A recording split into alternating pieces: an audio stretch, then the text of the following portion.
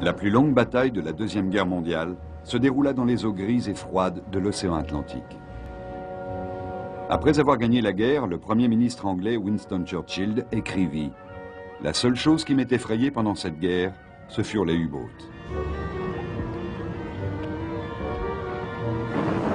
Les bâtiments de ligne de la Royal Navy n'avaient aucune assurance contre les attaques des sous-marins allemands.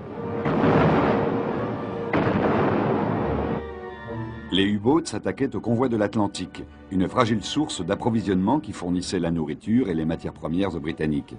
Si elles se tarissaient, les industries militaires britanniques seraient paralysées et la population mourrait de faim.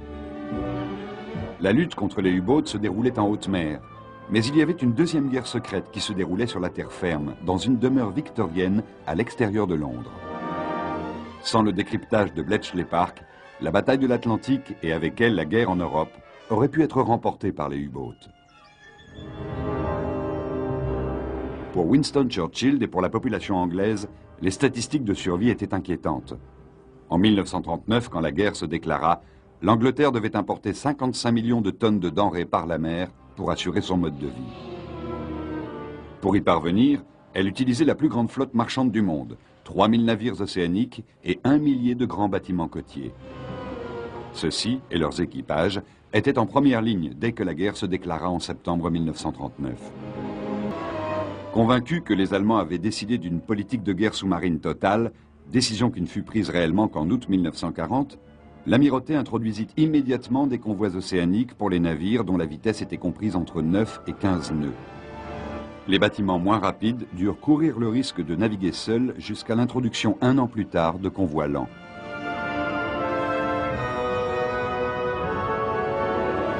Peu après, la Royal Navy prit livraison de 50 anciens destroyers américains pour escorter les convois.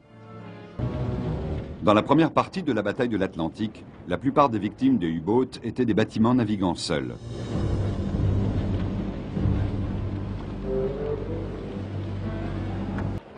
La situation changea dramatiquement après la défaite de la France en juin 1940. L'une des pertes les plus significatives fut de permettre aux U-boats d'utiliser les ports français de l'Atlantique comme base de départ. Hitler ordonna la construction de mouillages résistants aux bombardements pour les U-boats dans les bases situées sur la côte nord-ouest de la France. Le centre de commandement fut installé à Lorient, en Bretagne. La flotte sous-marine de Dönitz commença par opérer dans l'est de l'Atlantique, se concentrant sur la route du Cap vers l'Afrique du Sud et effectuant des sorties occasionnelles dans la Méditerranée. Au printemps de 1941, alors qu'ils affinaient leur tactique anti-convoi, les U-boats étendirent leurs opérations vers le centre et l'ouest de l'Atlantique.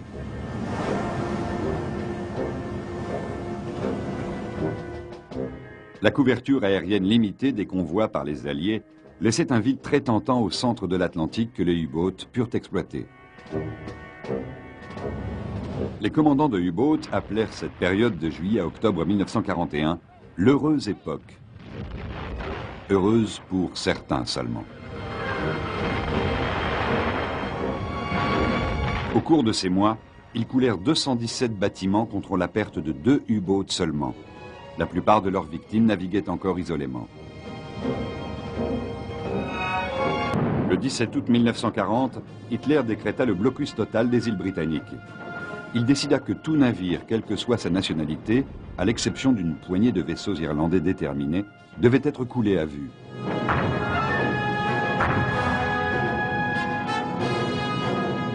Pour les Britanniques, la crise s'aggravait avec l'accélération de la production de U-boats et l'introduction d'une stratégie d'attaque en groupe.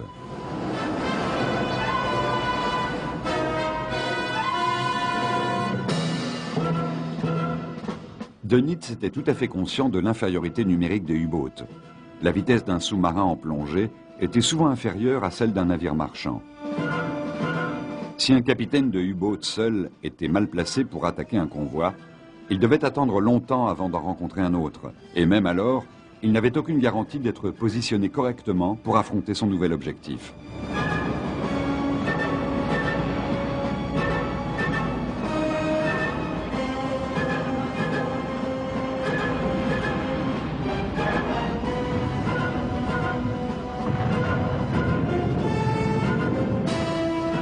La réponse de Dönitz fut de déployer des groupes de sous-marins en réseau en surface.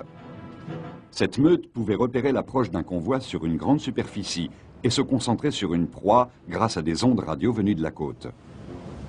Dans une bataille en meute, les escortes étaient dépassées en nombre, laissant le convoi sans défense.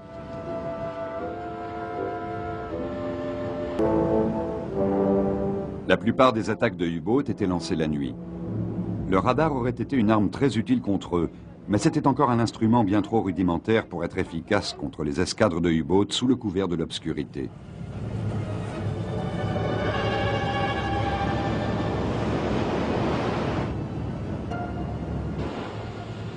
Même les communications entre les escorteurs et leurs convois étaient inadaptées. On utilisait des signaux lumineux, des sirènes ou des fanions. Ce n'est qu'à la fin de 1940 que les escortes furent équipées de radiotéléphones. La menace des U-boats augmentait.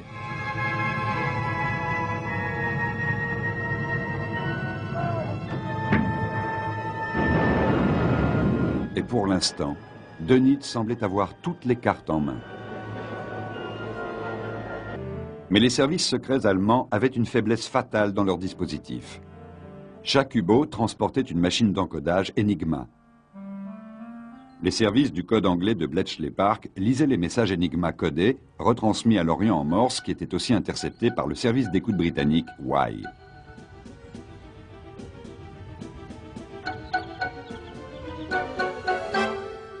Les Allemands étaient persuadés que l'Enigma était inviolable.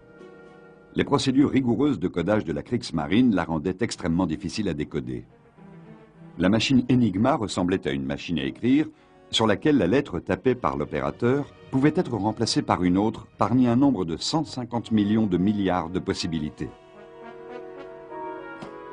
Vu le nombre pratiquement infini de possibilités qu'avait l'opérateur et la fréquence avec laquelle il en changeait, les Allemands étaient convaincus que le système était sûr. Et ce n'est qu'en juin 1941 que Bletchley Park découvrit les secrets de l'Enigma de la marine.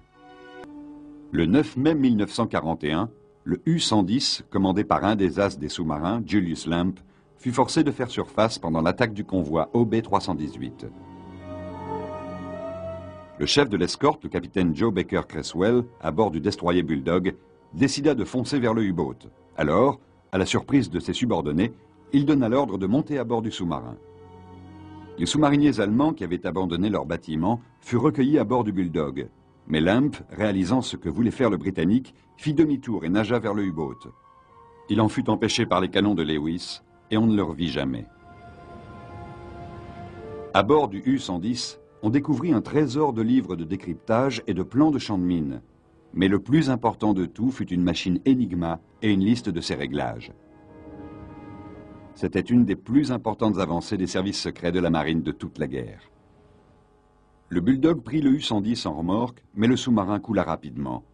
Jusqu'à la fin de la guerre, les Allemands prétendirent que le U-boat avait emporté ses secrets avec lui. Après l'initiative brillante de Baker Creswell jusqu'en février 1942, Bletchley Park put lire les messages envoyés par le haut commandement allemand sans délai et les transmettre au quartier général de l'Amirauté. Avec l'introduction d'un 4e rotor dans l'Enigma, les services de décryptage anglais étaient revenus à la case départ. Mais en novembre 1942, le HMS Petar s'empara d'un des nouveaux rotors sur le U-559 dans la Méditerranée. Une fois de plus, le flot de messages put être déchiffré. Le décryptage des signaux de la machine Enigma permirent de dérouter les convois loin des concentrations de sous-marins. On estimait que dans les mois qui suivirent l'incident du U-110, cette mesure avait sauvé environ 350 navires transportant 1,5 million de tonnes de cargaison. Il permit aussi aux Britanniques de souffler et de mettre en ordre davantage d'armes anti-sous-marines. Dans la guerre des services secrets, les services de décryptage de Bletchley Park avaient repris leur avance. Une fois de plus, ils pouvaient lire les messages Enigma des U-boats, permettant aux convois d'être déroutés pour se mettre en sécurité. Les escortes des convois étaient équipées de nouvelles armes anti-sous-marines puissantes. La reddition allemande permit aux hommes de la Royal Navy d'examiner leurs adversaires de plus près.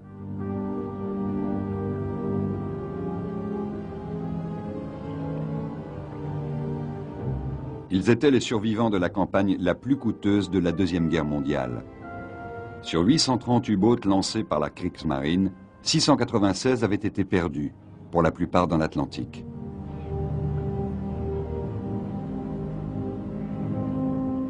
Le taux de pertes humaines des équipages avait été de 75%, le plus élevé de toutes les armées de la guerre.